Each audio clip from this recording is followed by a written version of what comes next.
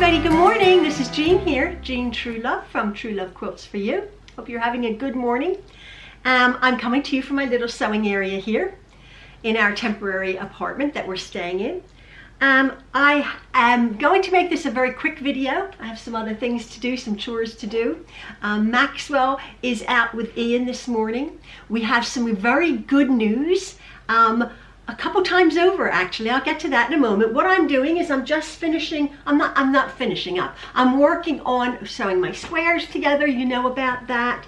My tablecloth squares with my sashing. I'm also working on my challenge, my Jean Truelove challenge quilt. If you don't know, there's a playlist, the Jean Truelove challenge. I have chosen 6 fabrics. Now, quite a lot of you couldn't get the fabrics. These were the fabrics that I've chosen. And basically a lot of you have gotten 2 prints, an all over, like a rainbow, a stripe, and 2 dots. That was sort of my inspiration to make this challenge. And a lot of you are like, this is a challenge. The fabric selection is like, whoa, I would never ever have pulled that. And as you know, I don't think I would have pulled it. I was finding it slightly challenging myself. I had to have my red, of course.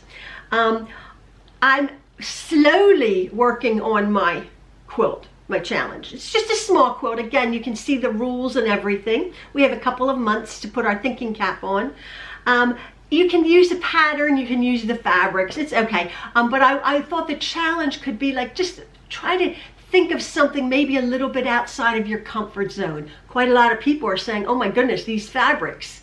I've chosen 6 of them, and if you did have the blessing to be able to get the actual fabrics that I've chosen, you'd only need to use 5 of them, and then any other fabrics you have. It just needs to be that at the end of the day, that I can recognize the fabrics that you've chosen. Basically, as I said, I'm working on mine. You might be surprised. It's coming slowly. Things are coming slowly to me, having had, you know, the upsets in our lives and whatever. But I'm working on that.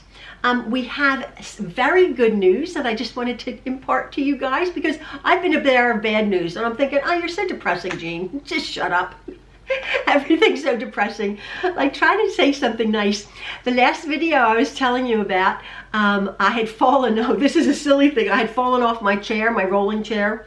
Well, join the club, Jean. How many of you guys, you've broken ribs and legs and faces, and oh my word, these rolling chairs. I say, I'm going to write to the manufacturers and say they should come with a warning. Do not in any manner, but lean over to pick up a pen or a pin or a paintbrush, because that chair is going to go flying, as it did. I'm healed. I didn't have a bruise, as I was saying. Slightly in my fat, it's slightly a little bit sore, but not too bad.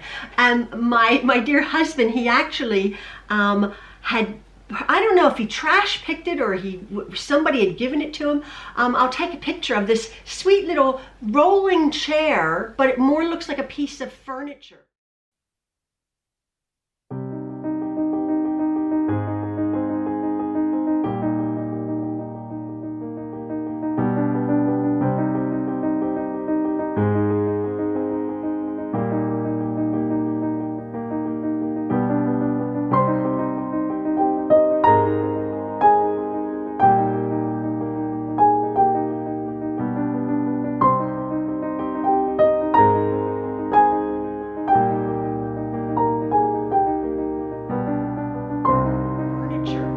He was so concerned for in my little painting station there, when I do my paint by numbers, he said, I think this will be a little bit safer for you.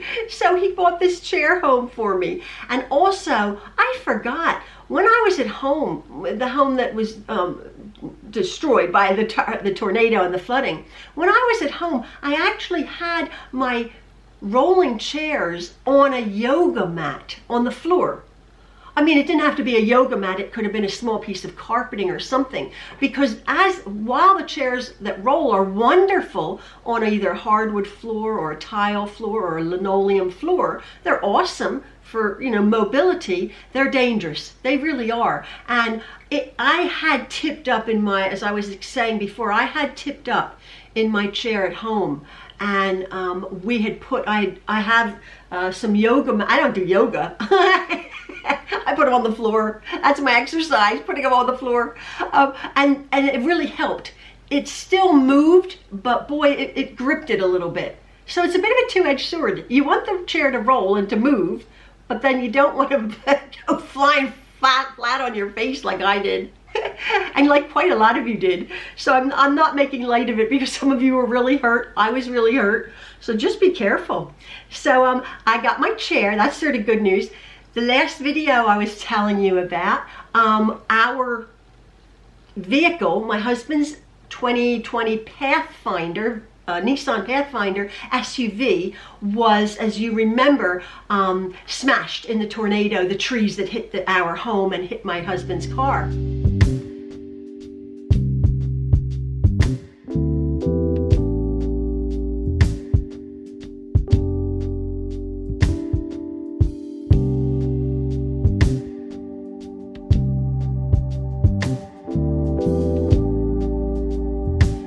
Long story short, the insurance company said, we'll get it fixed. And then it was over $30,000 worth of damage. Anyway, we had said, it was 2 months ago, 2 months and 1 week ago that the vehicle was hit. They've just now, this a few days ago, come to the conclusion that the car is totaled. And we were like holding our breath. Would the insurance cover the payout of the vehicle that we purchased? It wasn't a lease vehicle, it was a purchased vehicle. Well, good news. Good news for a change. The insurance company has covered it plus a little bit more. So, well, we were like, it was the best news possible because we now bad news, we have to go fairly quickly and get my husband another vehicle. That has a towing capacity, and we were either truck shopping or SUV shopping, probably a truck. Last night we went to test drive a few things. The pricing, the prices.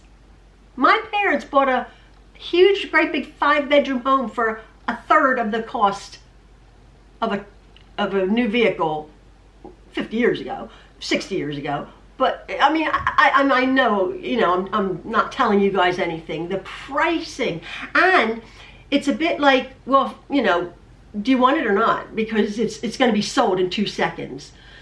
So we're like a little bit in a quandary. Now, as you know, I have my little red, actually I have my little red car that we lease, that is still in the shop again from the damage done by the tornado. I have that until Tuesday, my rental car, because I believe I'm getting my little red car back, my Mazda, on Tuesday. But we have the rental vehicles until then. But then after that, we do have, if you remember, we have my old Cadillac. I have a 22, 23-year-old Cadillac in perfect, beautiful, classic, beautiful car. So Ian will be driving the Cadillac. When he can't tow vehicles, he can't tow trailers with it.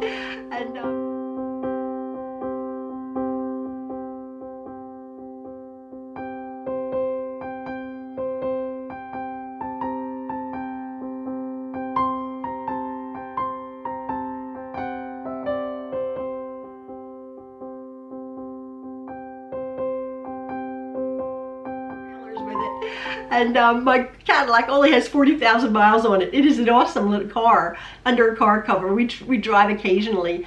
So we do have a vehicle available, but we are now in a quandary as to what vehicle we purchase. We probably won't be able to afford a new vehicle. We'll probably just get a used car, a used either truck or SUV. We test drove a new truck. because I was like, we need a truck, we need a truck. We've had trucks in the past, and we haul things. We're builders, we haul things, even just for hobbies. My husband's always building. So either a truck bed and or the trailer. The SUV was too nice. I mean, his Pathfinder was lovely, but he had put all the seats down and used it for tools. And I said, let's just get a truck again. But the prices are through the roof. But at least we paid the vehicle off, and then we got a little tiny bit on top to go towards a down payment on something. So that was awesome news. Again, I'm working on my things here. This is good news. The sun is shining, but I have 3 times the best news. We are not having 1. We're not having 2. We're having 3 new grandchildren to come. The Trueloves. Oh my word. We have 10 kids. We're gonna have 100 grandchildren. Yeah, we our 3 daughter-in-laws are expecting within several months of each other in the new year, February, April, something like that.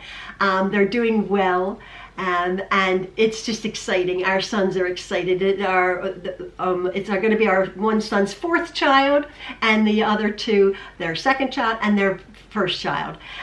So it's so exciting for our boys. They are thrilled about it. And it's going to just be super. So that will make us, we will have 19 grandchildren. And I don't think we've seen the end of it either. So that's exciting. They've passed the scary stage, and everything is fine for all 3 girls. Lovely daughter-in-laws, lovely daughter-in-laws. We have the best family ever. And yeah, we're excited about that. So that is all good news. I don't have any bad news. There hasn't been any storms. We haven't fallen downstairs. We haven't broken anything. Our car hasn't gotten smashed. I was a bearer of bad news for so long. Oh my word, I was depressing myself.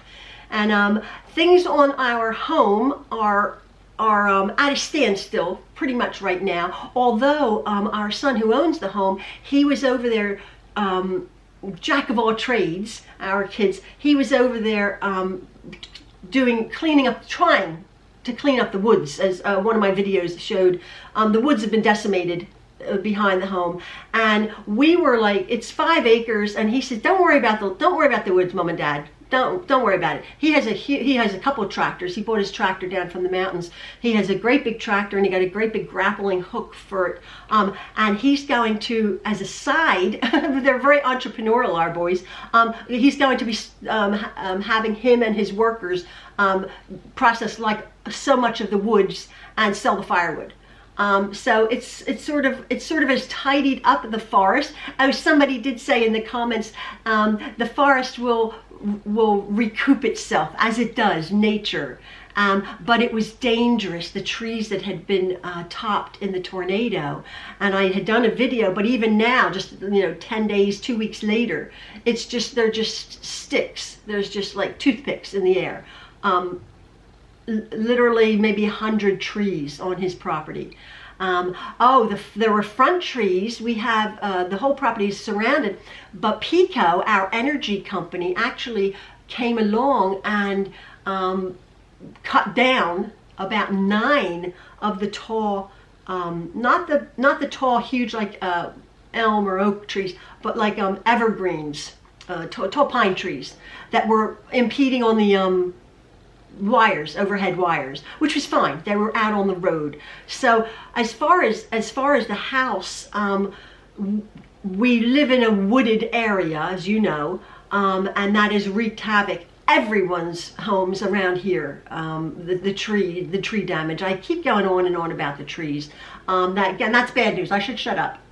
No, but it was good news that he didn't have to pay for the Pico to take down 9 trees. And they don't grind out the stumps, but they take everything away. So that was happening there. The progress on the home, as far as lifting the house, it's a huge, as I keep saying, an engineering project. We're looking months out for that to be put into place. It's now with will be with the township So we will see how the township officials, approach the subject with our son. But yeah, we are here. We are safe. We're having a good day. Oh, we have good news. We have to go out and buy a vehicle. That's sort of daunting because boy, oh boy, the shortage, this chip shortage, and vehicles are going, and the costs are through the roof. So as I was saying, we most probably will be having to get a used something or other. Ian was, we had test driven a very large, big truck, all the bells and whistles, over $80,000. No, over $72,000. Oh, the sticker price, listen to this. The sticker price on the window was $66,000. Beautiful, lovely, big thing. And we can't afford that, but we wanted to test drive. We test drove it as opposed to another smaller truck. Ian wanted to test drive this larger truck. We've had trucks, and I'm like, Ian, this is going to drive like a truck. And sure enough, it was all the bells and whistles. Oh my goodness, moonroof and everything. But at the end of the day, when we took it for a test drive, it drove like a truck. Super duty, a Ford. And we sort of knew that, and I'm not being sarcastic, but my husband is getting older, and I said, well, how can you climb into the truck? That was okay because it had lovely running boards and it had a grab, and so he could hoist himself up. He's very, very fit. He's an extremely fit older man, but he said, it drives like a truck, Jean. And I said, well, duh, we're in a truck. But I knew what he meant. The smaller truck that we drove more like sort of an SUV, had a bit of a smoother ride. So, he does tons and tons of miles on his vehicle. I don't. I'm here. And I put tons of miles, well, I used to on my sewing machine, not a vehicle. But I had to commiserate and say, yeah, it might be a little bit of a stiff suspension, even though it was the Rolls Royce of trucks. It was fabulous. But of course, that's another thing. So we were like, what is it, $68,000 or whatever it was. And they're like, oh, we went, is that the best you can do? And they're like, oh, no, that's $72,000. We're like, no, the sticker price is $68,000. It was like $55,000 and then $11,000 in upgrades or something. They're like, oh no, we're selling every vehicle above sticker price. We're like, well, isn't that false advertising? The sticker says $68,000. Like, oh no, we'll get $72,000 to $75,000. And we're like, oh, okay. Well, thank you. Here's your key. We can't afford that. Shocking. We could have bought 2 houses for that 3 years ago. Anyway, this is all about good news. We're having babies. Our insurance came up trumps. Look at that. Insurance came up trumps. I always say in general, you have insurance until you need insurance. But in this case, shout out to Selective. They've come up very, very good. Now, mind you, we've been paying premiums for it, but I'll keep you apprised as to what vehicle we get for Ian. We would have loved to have gotten a new vehicle with a warranty, and he wouldn't have to worry about things, but we'll see how it goes. So thank you so very much. I hope you all have a lovely day. Keep safe, take care, and again, thank you for all of your support in the situation that we find ourselves in. But we're so very, very blessed, very, very lucky. And yeah, sending positive thoughts to you all. All right, see you later. Love from the Trueloves.